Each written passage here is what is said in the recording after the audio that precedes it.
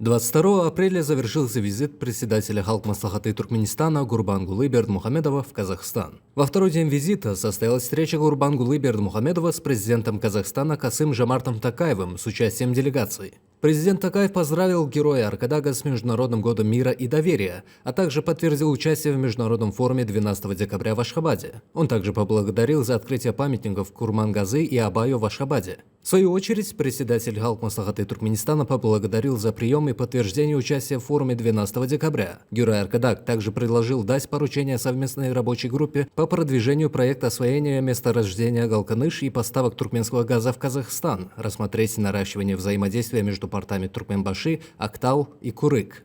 Прозвучало также предложение по созданию совместной туркмено-казахстанской транспортно-логистической компании, а также продолжению практики проведения перекрестных дней культуры.